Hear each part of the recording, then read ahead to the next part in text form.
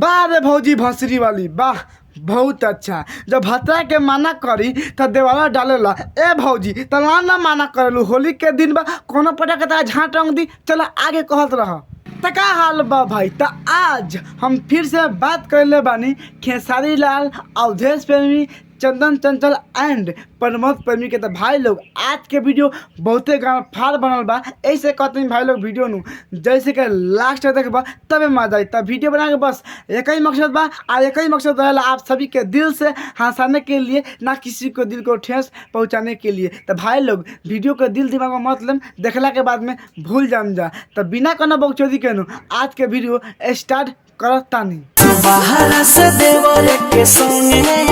अच्छा ऐसे देवर के संगे बाहर से घरे आजा काहे करे जाए ऐसा काहे कहता हो। देवर जाता तो देवर से रंग होली खेल लिया क्या हो जाए। बाद में हमें तो बहन चोदो मौगी होली में ढोढ़ी रंगे आजा पिया हो।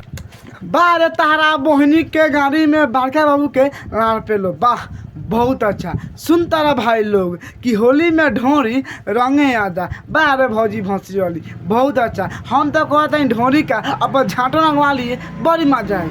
होली में ढोढ़ी रंगे आजा अब पटक के पहले ना जा तारा बहनी के होली में जवन जी का प्रणाम करो। सुन तारा भाई लोग कि होली में ढोरी रंगे आजा। अब तोहनी बताओ भाई लोगन होली में ढोरी कौन रंगेला यार। बहन चो सरवा के सुन के गाना बहन चो मन तो कहला कि इतना पे लिया कहनू कि हम पे लही नहीं कि ए भाऊजी तलार चटाबू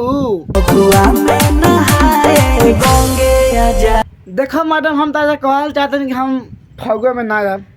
ऐसे कि हम मालिक हमें छुट्टी नहीं कर देते कहा कि हम खाना बना लेता थोड़ा दिक्कत बा।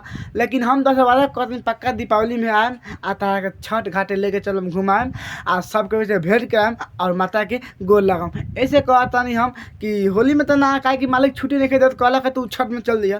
तो कोनो बात ना आज देवर जाता देवर से होली खेल लियो आ माला ले लियो हम छठ में आएम। होली में ढोढ़ी रंगे आजा पिया हो। झाँट रंग ना आजा होली में तारा बहिनी के गाड़ी में बैगन के लार पे लो।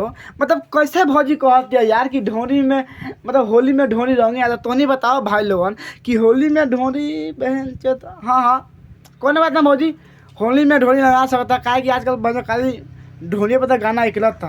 लेकिन भाई लोग कहल चाहता नहीं अगर हम गाली तो नहीं तो तोनी के खराब लागते। लेकिन तोनी बताओ होली में ढोली रंगवाई भौजी तक के पेलम ना तक आप झाँट छिड़ के एक के मोच बना के दे हम ऐसा कबो ना करम खूब मजा ले बकनी से। होली में ढोढ़ी रंगे आजा भौजी आके पटक तारा गाँव पर मान 2 लाख हक देबू तारा बहिनी के झाँट में आग लगाओ। अभी कहने बहन चौथ कहीं का कि हम मालिक छुट्टी नहीं खेते तो हम ना आम छठ में। तो फिर से भौजी को आते हैं कि होली में राधा और ढोली रंगे आ जाए। देख हम तो फिर से समझाता नहीं कि हम छठ में आए और फिर देवर जाता है देवर से होली खेल लिए। हाँ तो झाँटी में जहाँ ताम गई वहाँ रंग लगा लिए। लेकिन हमारे फिर से मत कहिए कि होली में ढोली रंगे आओ कहा कि हम छठ में आए आज छठ में तो हर जगह घुमाम। ठीक जो काम करे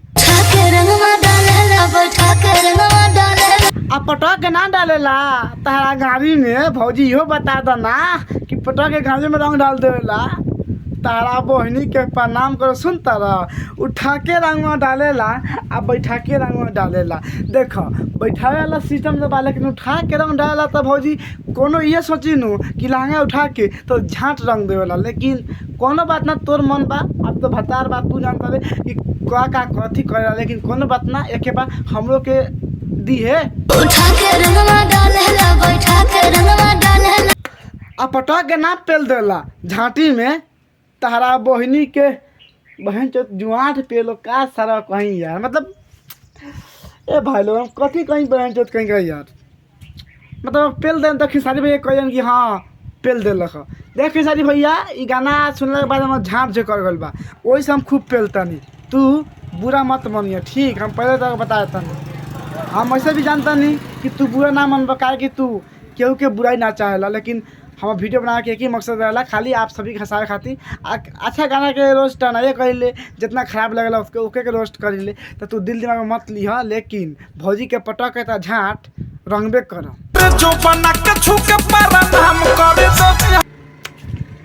सुनता रह भैया भंसरी वाला के कैसे कहता कि जोबना के छू के प्रणाम कर दो। वाह रे भैया भौजी वाला वाह बहुत अच्छा। हम तो कह दिन जमुना का भौजी के झाड़ छिल के प्रणाम करे ना बड़ी मजा आई। तारा बहनी के गाड़ी में जुआट पे लो जमुना के छुके प्रणाम करिए भाग तर बहन चो दो ए सरो झाटी में के ढील सुनो तू जमुना के छुके प्रणाम करबा तो दूध पिए के मिली, लेकिन अगर तू भौजी के झाड़ छिलते रहनु तो तहरा मजा मारे के मिली। अब तू डिसाइड कर जमुना के छुके प्रणाम करबा कि भौजी के झाड़ छिलबा ना। तू अगर तू चाहत रह तो भौजी के झाड़ छील आ भौजी के लांग उठा के पटक के चाट लो, कोनो दिक्कत नहीं कर। लेकिन जमुना के छू के प्रणाम करबा तो दूध पिए के मिली। तोहर मर्जी बा कुछो कर, हमें कोनो दिक्कत नहीं है।